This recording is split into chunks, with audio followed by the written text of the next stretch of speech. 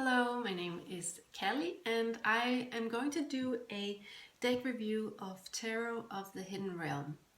And this is something that I'm really excited to do. It's my first review and I feel really happy that this is the deck that I'll be talking about. So Tarot of the Hidden Realm, and it's created by Barbara Moore and Julia Jeffrey. And as you can see, the guidebook that comes along with it is very chunky. It's 200 and some pages, and 213 pages, and it goes through a bit about tarot history, history of tarot, just a few pages. Then it goes into what is the hidden realm. So she explores the land of the Fae, right? And what that is, and the differences between humans and Fae energy, and I find that really interesting. So I'll dig into that as I start to flip through the images, because I know that's what's most interesting for most of you out there, to see the actual cards. But I just wanted to touch on this book. Firstly, it goes through, of course, all the cards, and as you can see, there's a good chunk of information. So you have a picture of the card, which I really like, and then there's like a story attached to the card. So to put the card into context, there's a little story written about it, and then she goes into the divinatory meaning of that particular card. So it really draws you in. So you got the artwork, you got a story surrounding the cards, and then you got the divinatory meaning. So it's one of the reasons why I really love this deck and this book here. She also goes into spreads you can have a look at. So there are 3 or 4 spreads in here. But let's jump into the cards. So this is a Llewellyn publication, and it's from 2013. And what's really interesting here is, so here the artist Julia Jeffrey, she made a point of really focusing on the people, the Fae. So you get more up close than, for example, the Rider-Waite-Smith. You see there's more, they're not as up close as in this deck. And also the facial expressions are a bit more bland. You know, you can't get much out of the facial expression in the Rider-Waite-Smith. It was not intended to, but this deck really does tell a story through look at that, yeah. So the facial expressions are just as important as the setting, and it really drives you in. And I remember when I flipped through this deck for the first time, oh, look at her. Is that the Ten of Swords? Yeah.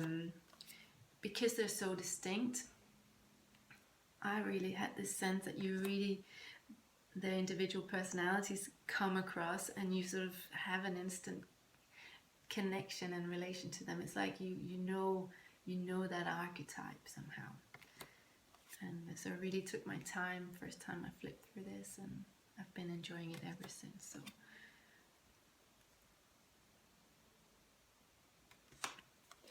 in the book, Barbara Moore goes into the differences between humans and the Fae world. So the commonalities she explains is our emphasis on beauty and fairness and independence. But where we differ quite a lot is, for example, when I say us humans, I'm going to talk in general terms here, but I hope you understand what I mean. But we like to emphasize the rational mind and that type of knowing, whereas the Fae understand that that's just one type of knowing, right? So they're a bit more cautious with the whole swords energy. because they know how powerful it is, which I think is interesting. And also, she talks about in the book how, for example, we as humans think about cause and effect. So I do this and then this happens to you. So there is a sense and understanding that there is a connection. But it's a more distant connection than with the Fae, because whereas they would think more like, I do this and this happens to us.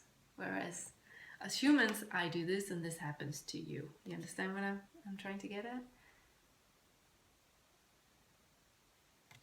So there's a deeper understanding of that they're part of a whole, and I think that's one of the main lessons that the Fae can teach us.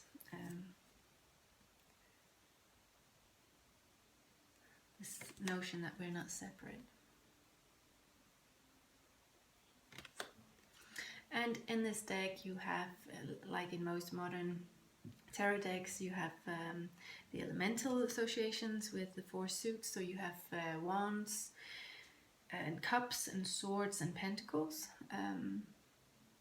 And the wands are related to will, passion and drive and spirituality. And the cups, this was the cups, and the cups are more about emotions, creativity and relationships, and also spiritual cleansing. And the subconscious, of course. And then you have the swords, which is all about the logic, the intellect, thoughts, communication, and challenges, and the notion of the truth, which can be double-edged sometimes. And then you have the pentacles, which is related to money and the physical world and body and resources, and also time, because in our world time is a resource. So I think that's interesting. And it was also explained in the book, and I quite like that, how the pentacles, maybe to some, is considered one of the more mundane and maybe slightly dull suits, but for the Fae, the pentacles, the earth, that's the divine manifest, and they place more emphasis on that. And I think for me personally, especially over the last 2 years, and my friend, she laughs at me when we go for walks in nature. I'll be like, oh, look at that tree, look at that flower, and she's like, what's going on with you? It's like you've never seen a tree before. And in some ways it's like I'm seeing it for the first time. What I want to say about that is that my appreciation for nature and the things that grow slowly, the beauty and everything that surrounds us on this beautiful planet, it's like, I think I took it for granted, but not anymore. Maybe that's why I'm so drawn to this particular deck. I'm not sure. So what else did I want to, oh yeah, so the aces in this deck are animals, pure animals, only animals. Of course, the fox for the wands, right? Ace of swords, look at that, isn't that just wonderful? Ace of cups, and Ace of pentacles. I just love that. Alright, so let me show you some of the cards that have been coming up mostly for me. This wonderful lady here, 9 of Pentacles. So she's been following me around, and I don't mind because I like the 9 of Pentacles. Yeah. Bit like what I was telling you before. Oh, nature, look at that. Look at that bird. Look at that bird. Look at that tree. This guy has been coming up a lot as well. And 8 of Pentacles.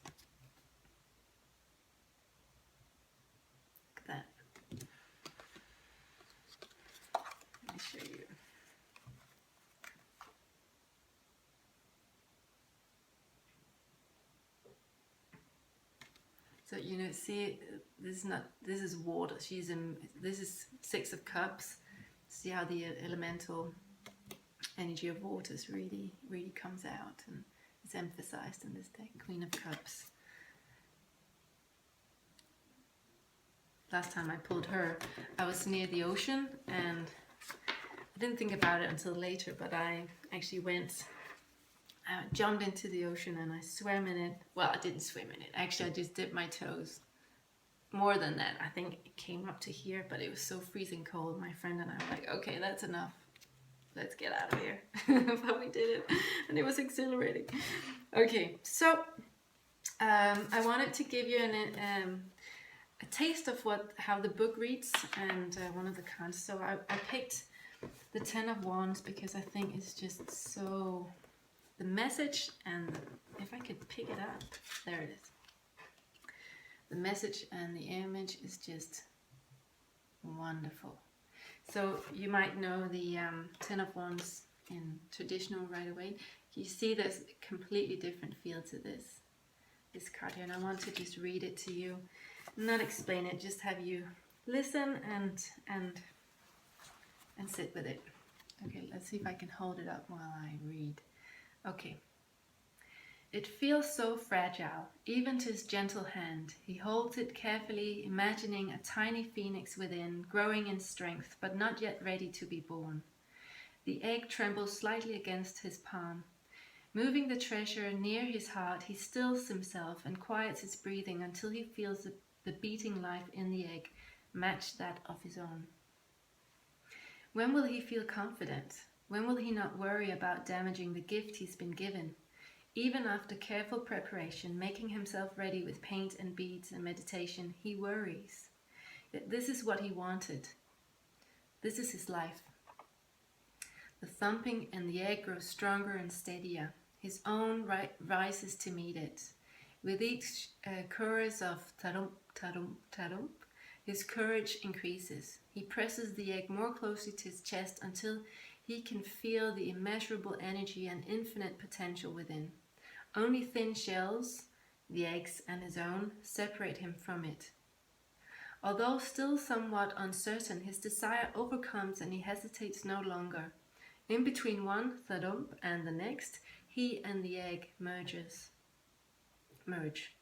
The content of the egg moves through shell and skin to melt with his heart. He and the phoenix are one, and now anything is possible. So the divinatory meaning: the intense energy and power of the 10 of Wands can feel like a burden. How can you possibly wield all that potential? It is a big responsibility. The secret is to realize that it isn't something that exists outside of you.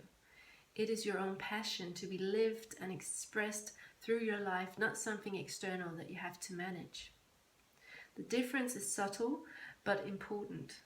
Live your life, don't let life live you. Embrace the immeasurable energy, for it is within you. It is not a burden thrust upon you.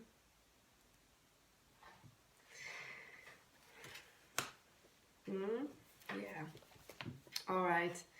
So I think I want to wrap things up here. I think I got most of the things I wanted to say. Yeah, I think I did. And I hope you enjoyed it. And let me know if you have similar experiences with this deck that you like to share. Please leave comments below. I'd love to hear that. And yeah, that's it. So take care and see you soon. Bye.